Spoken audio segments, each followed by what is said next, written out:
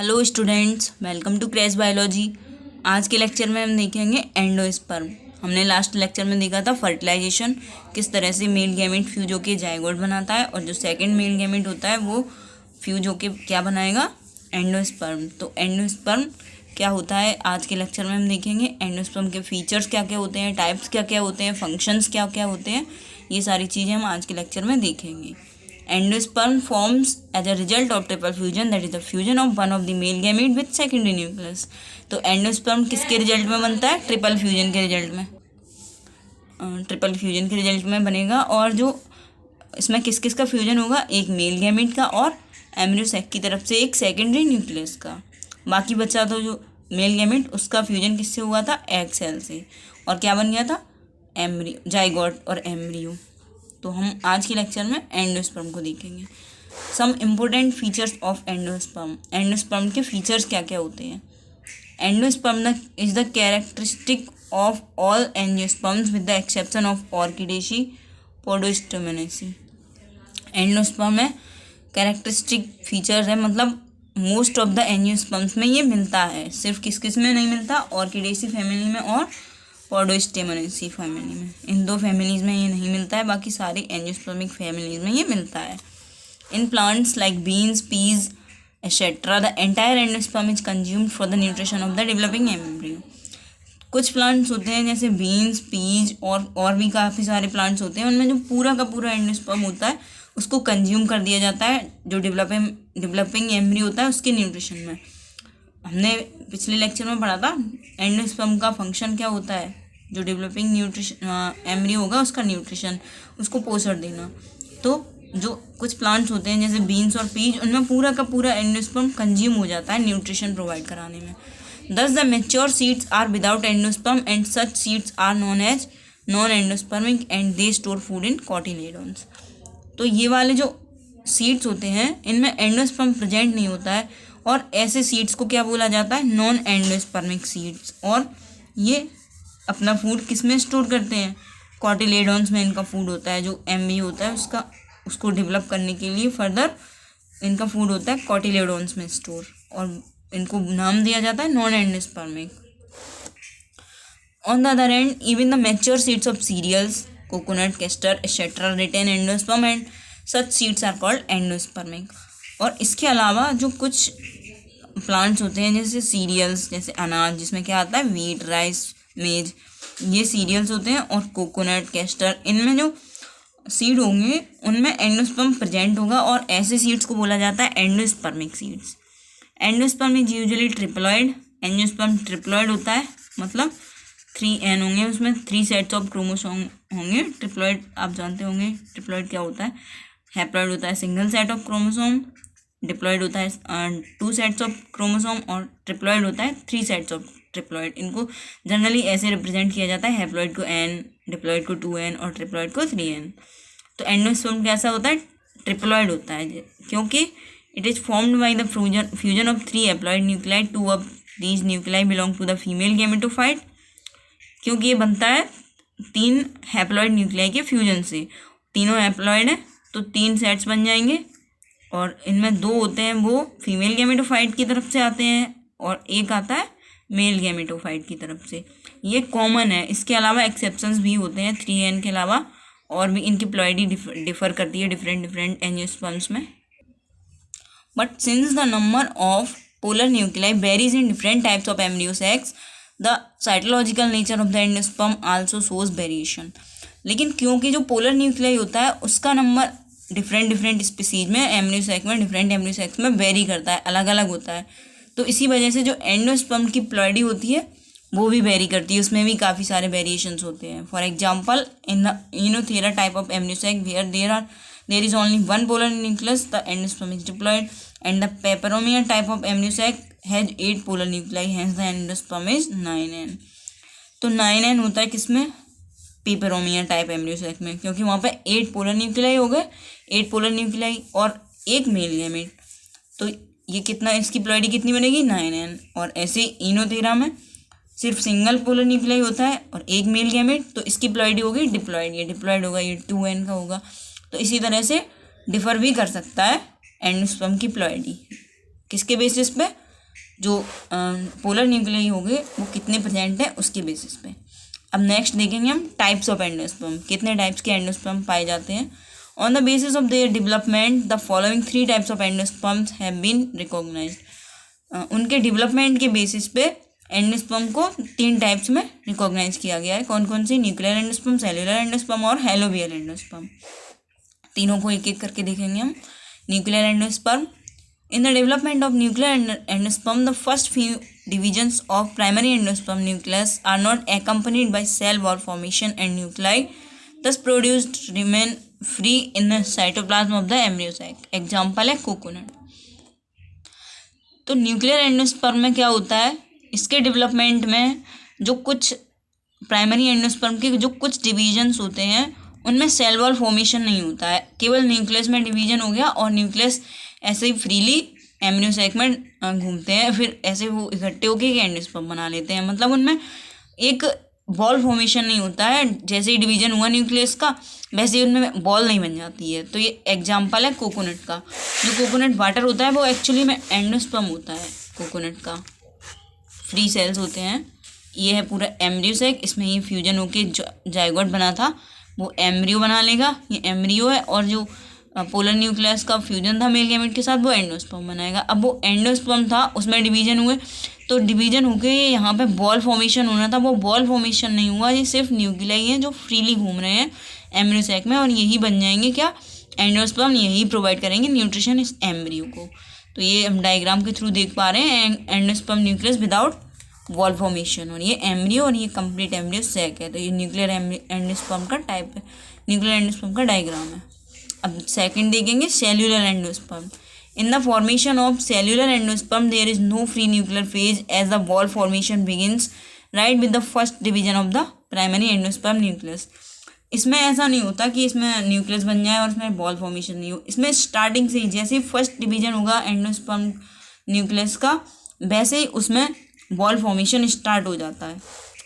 The primary endosperm nucleus में लाई at the center of embryo sac or at the chalajan region as in Scrophularia and Electra। तो जो primary endosperm का nucleus होता है वो centre में भी रह सकता है एम्ब्रियो सैक के और चलाजल रीजन में भी जा सकता है, जैसे स्क्रोफुलेरिया और इलेक्ट्रा में होता है। तो यही इसके एग्जांपल हो गए, स्क्रोफुलेरिया और इलेक्ट्रा। तो इसमें हम डायग्राम में देख पा रहे हैं सेल्यूलर एंडोस्पर्म का डायग्राम है ये।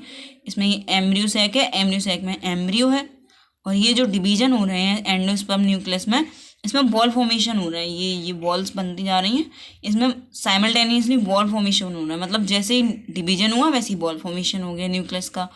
तो ये हो गया सेल्यूलर एंडोस्पर्म। अब हम देखेंगे third type helobial endosperm. In this type of endosperm development after triple fusion the primary endosperm nucleus invariably migrates to the chalazal end of the embryo sac. इस टाइप के एंडोस्पर्म में क्या होता है, इसके डेवलपमेंट में जैसे ही ट्रिपल फ्यूजन होगा जो प्राइमरी एंडोस्पर्म न्यूक्लियस होगा वो चलाजल एंड की तरफ माइग्रेट कर जाएगा और उसके बाद वहाँ पर डिवीजन होगा उसमें। The ball formation after the first division of the primary endosperm nucleus results into a large micropylar and a small चलाजल endosperm chamber. अब इसके बाद जो डिवीजन होगा उसके बाद बॉल फॉर्मेशन हो जाएगा। जैसा हमने सेल्यूलर में पढ़ा था बॉल फॉर्मेशन स्टार्ट हो जाता है जैसे ही फर्स्ट डिवीजन होता है, तो एक माइक्रोपाइलर चैम्बर बन जाएगा और एक कैसा चलाजल चैम्बर बन जाएगा एंडोस्पर्म चैम्बर। उसके बाद जो चलाजल एंडोस्पर्म चैम्बर होगा उसमें वो स्मॉल होगा और जो माइक्रोपाइलर चैम्बर होगा वो बड़ा होगा। Further nuclear divisions are confined to the micropylar chamber while the nucleus of the chalazal chamber remain undivided और may undergo only a few divisions. उसके बाद जो फर्दर डिवीजन होंगे वो माइक्रोपाइलर चैम्बर में ही होते हैं और वहीं पे एंडोस्पर्म डेवलप होता है। और जो न्यूक्लियस होता है चलाजल चैम्बर का उसमें या तो वो अनडिवाइडेड रहता है या सिर्फ बहुत फ्यू डिविजन्स होते हैं, बहुत कम डिविजन्स होते हैं। In the micropylar chamber regular wall formation takes place and it becomes multicellular. जो माइक्रोपाइलर चैम्बर होगा उसमें रेगुलर बॉल फॉर्मेशन होते रहेंगे और वो मल्टीसेलुलर बन जाएगा। जैसे ये है, इसमें एक है एम्ब्रियो सैक है पूरा, चलाजल एंड और माइक्रोपाइलर एंड दोनों प्रेजेंट होंगे। तो पहले होगा डिवीजन एंडोस्पर्म न्यूक्लियस में, तो वो चला जाएगा एंडोस्पर्म किसकी तरफ, एक माइक्रोपाइलर एंड की तरफ और एक चलाजल एंड की तरफ। तो एक माइक्रोपाइलर एंडोस्पर्म चैम्बर बन जाएगा और एक चलाजल एंडोस्पर्म चैम्बर बन जाएगा।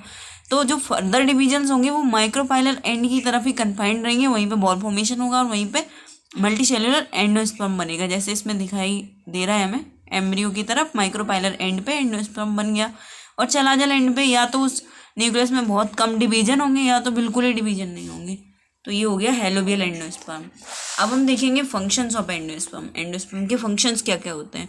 Endosperm is an important nutrient medium for the successful development of the embryo. Endosperm होता है ये इम्पोर्टेंट न्यूट्रिएंट मीडियम होता है किसके लिए, जो एम्ब्रियो होती है उसके सक्सेसफुल डेवलपमेंट के लिए। It is rich in fats, carbohydrates and proteins which are used in the establishment of the seedling during the seed germination।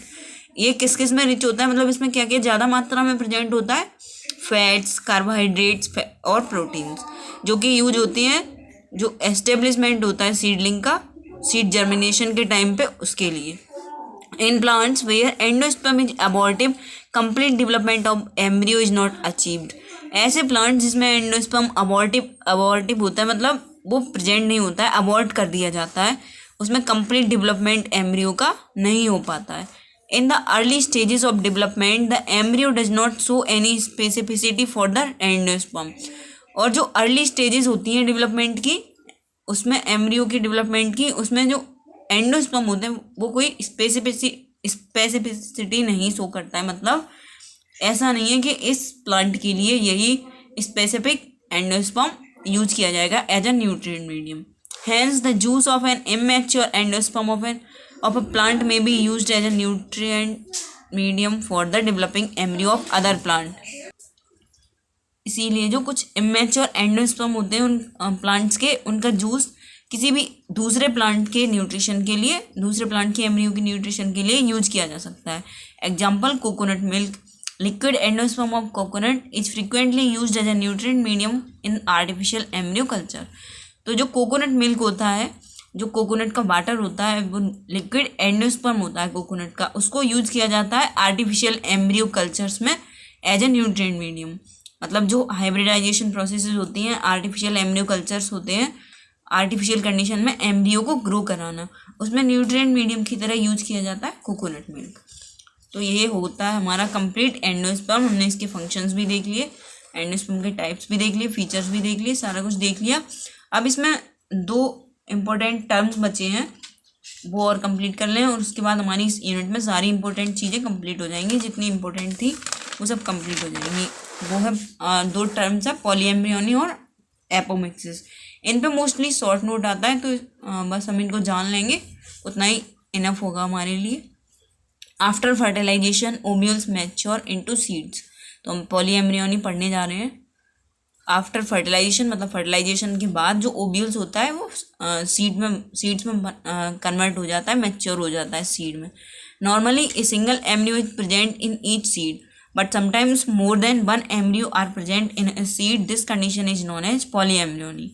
तो अगर जब सीड बन जाएगा तो उसमें एक नॉर्मल कंडीशंस में एक सिंगल एम्ब्रियो प्रेजेंट होता है हर एक सीड में, लेकिन कभी कभार एक सीड में एक से ज़्यादा एम्ब्रियोज भी प्रेजेंट हो सकती हैं और इस कंडीशन को ही बोला जाता है पॉलीएम्ब्रियोनी। मतलब किसी भी सीड में एक से ज़्यादा एम्ब्रियोज का प्रेजेंट होना is called polyembryony. Polyembryony was first time reported by A.B. ल्यूमेनहॉक 1719 in the seeds of orange. सबसे पहले किस में देखी गई थी? ऑरेंज के सीड्स में। और किसने देखी थी? A.B. ल्यूमेनहॉक 1719 में।